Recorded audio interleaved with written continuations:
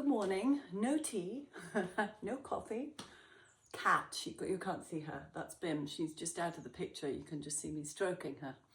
I'm down on the floor because I just got back from the market, Friday morning market where I live.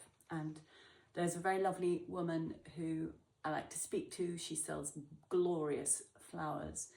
And I asked her about her back, which was sore, her hip, lower back.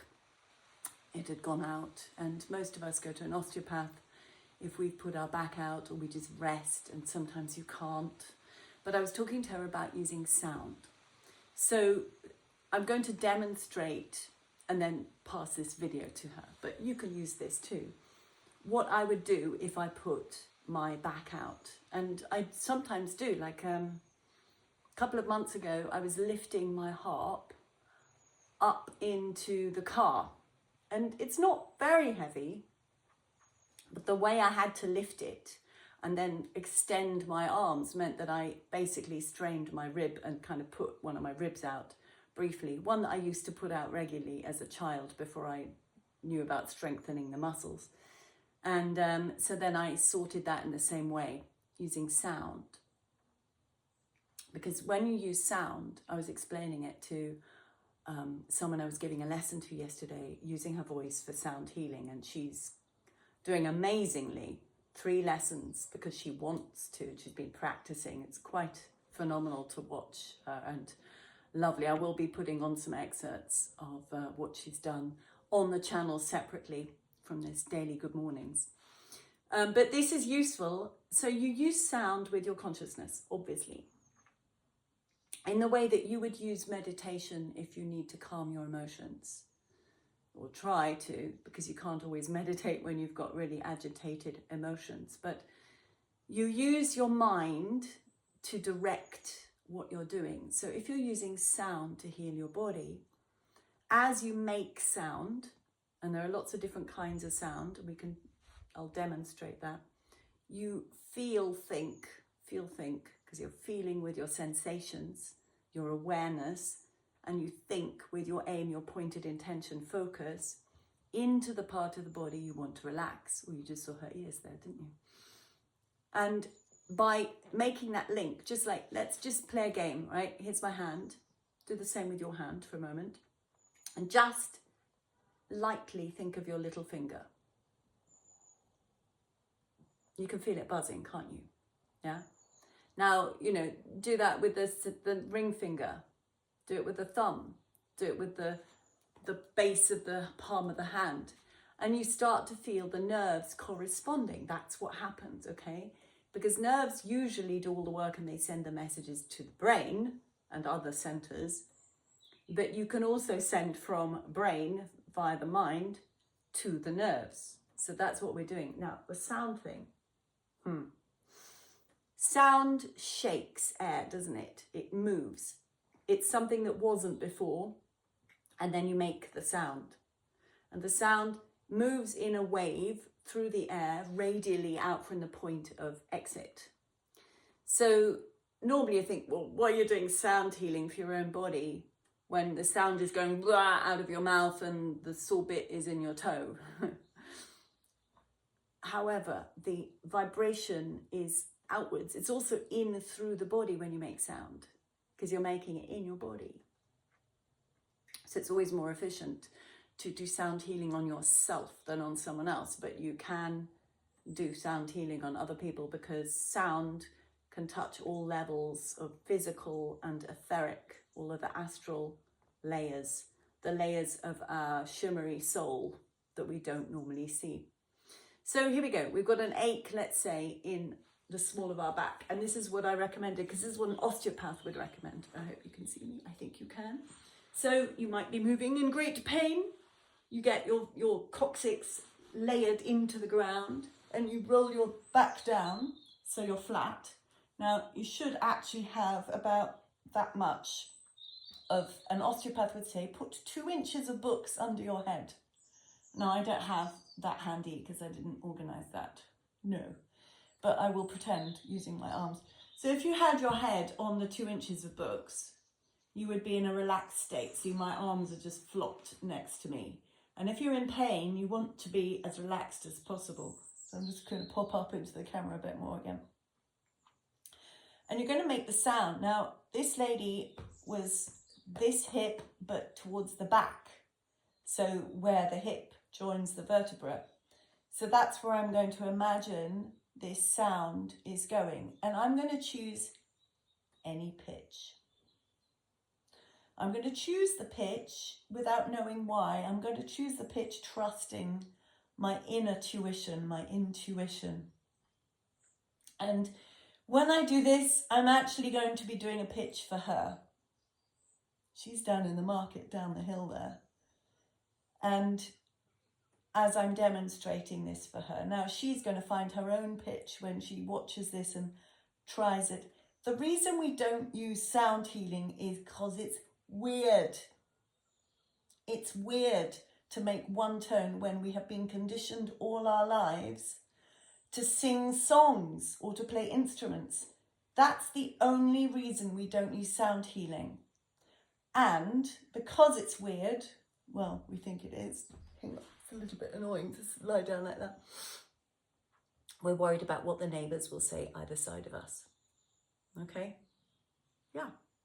It's sound. It moves. Can be noisy. Okay, so I'm going to use oohs, e's and ahs. Use vowels. As I make the shape of the ooh, you can see my mouth change, my nose change.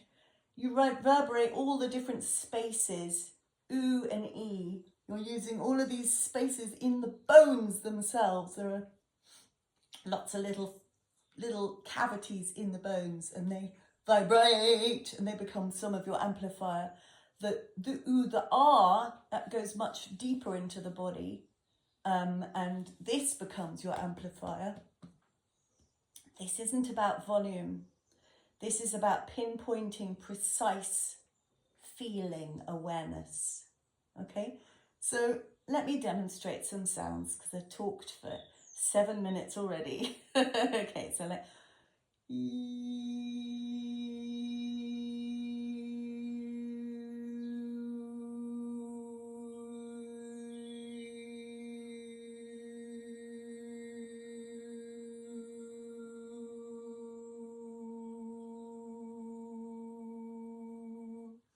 ostensibly, I'm just going E-oo, right? By doing E-oo, I'm actually activating some overtones as well. Okay, don't worry about that.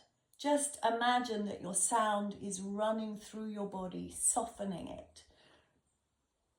When you put your back out, it's because there's tension in the wrong place. You overstrained. Other muscles went, let's quick help. And they all went into crazy spasm. That's the term that, again, an osteopath will use, spasm. The extra super uber tension of muscles. And it's painful because the spasm then, it sort of locks. And the muscles and the bone and the tendon are locked in the wrong place rather than the natural, relaxed, proper placement. That moment of freak out of the muscles means that they lock in the wrong place and then they trap nerves. They hurt because they're all locked into the wrong place, but they're all tied together. And you have to soothe and relax. And some osteopaths will do it through activating the neural system, cranial osteopathy. And others will go and manipulate you and clunk, clink, clunk you. Okay, some will do both. Sound will do the same. So you're putting that in and using the sound to shake and release and relax.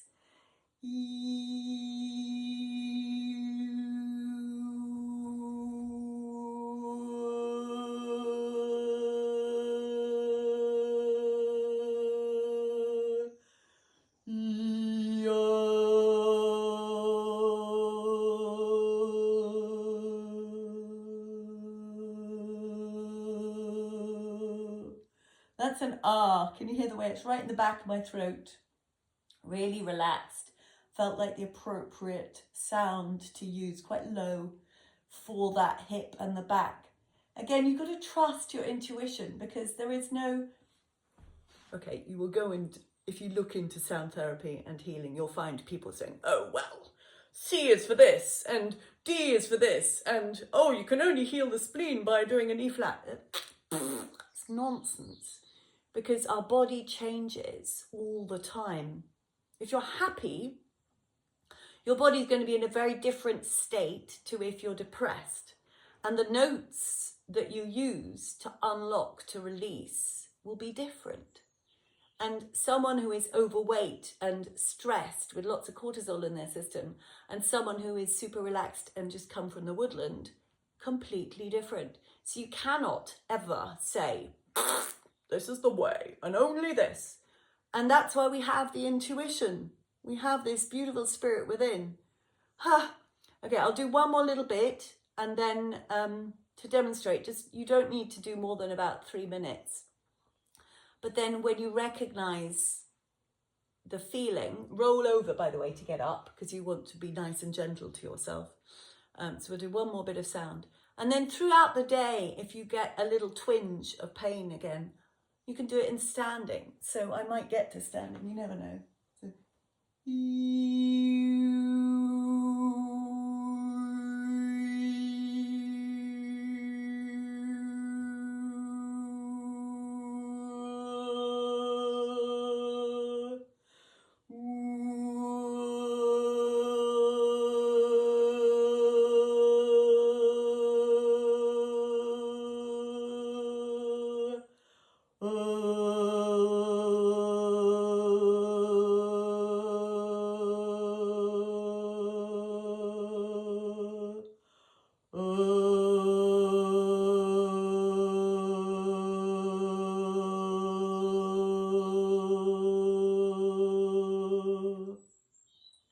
I'm relatively relaxed. Remember, I'm holding my very heavy head in my hands, yeah? If you got your head on some books, you'll be a little more relaxed. But that was dropping right into the back of my throat. And I could feel it running all the way down the back of my body, relaxing from the back, from the spine, from the back of the hips. So that's just an example of sound healing, which I love. I've always been a sound healer. Used to annoy the hell out of my mother, like so many things. 12/21, that's my birthday. And it just came when I said, I've always been a sound healer. Love it. 12/21, not the time, the minutes.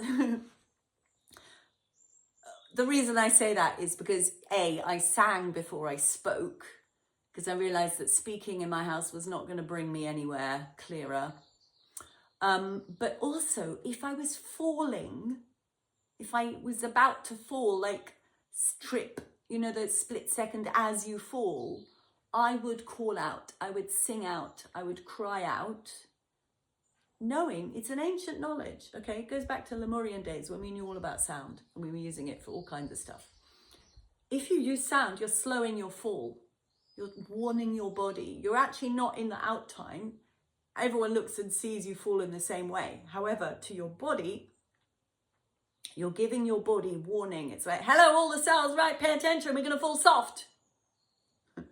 And I did. And so I've never broken a body in my bone. Whoops. A bone in my body. I think I might have smashed a hairline fracture on my wrist once when a girl pushed me into a wall. But other than that, and I used the wrist to protect me, other than that, I haven't hit any bones. And it was, I know because of that principle, because I think I read even that somewhere, about cushioning the fall with sound. It makes sense, doesn't it? Sound healing is amazing. You can condition rooms to different atmospheres. If there are spooky things going on in your house or your friends' houses, you can use sound. It's a counterweight. It's a countermeasure. If you go and get, some pop music and play it, pop music is still programmed with all kinds of stuff, and you can go into a very deep rabbit hole. On Gnostic TV, I put a course about sound and sound healing. It's very extensive, covering the music industry. So I'll put the link underneath this too. But it's an interesting subject of which we are fractionally aware. You can use it to condition, change a room, heal and shift your body. For example, I had deep, bad toothache 3 months ago because I went to the hygienist and she moved my tooth and it set off a massive infection and unbelievable pain. And yes, kind of fainting pain. But I went into the bath, nice and relaxing and warming, and I just used sound for about an hour, and I settled it, and then I went to bed. And then when I woke up again with another burst, because you know these nerves are pretty darn persistent, again I used sound. Those kind of sounds, not the same, I didn't use lots of those deep ahs, but that kind of way, using the vowels to create sound, and it's perfect for settling. I needed to resettle the nerves. I need to tell the teeth, yes, you can go back into your position you're comfortable with, because it set the whole jaw in misalignment, and then they were grinding, and you can imagine pain. So other people would have had to go to the emergency room in the hospital.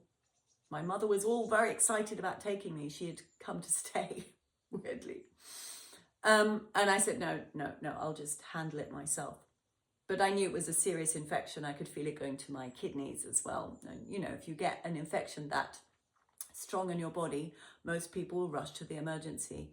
But I just used sound, I used water, and I used clove oil, and I soothed and healed the body. So that's just a recent thing that I did. I don't get ill, but yeah, the teeth thing was tricky.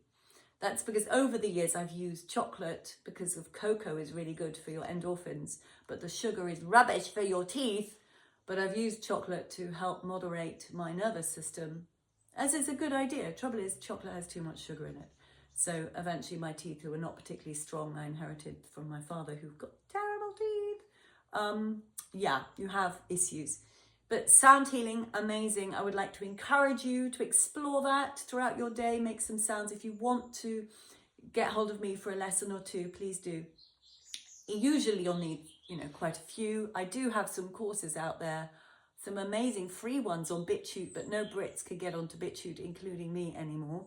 But I've got that incredible sound healing one on Gnostic, and yeah, you can come to me privately, even through the internet. I can work with you because I can actually feel from a distance. So that's me for today. I hope you enjoy your tea, coffee, your day, your breakfast, your lunch, your supper, your adventures.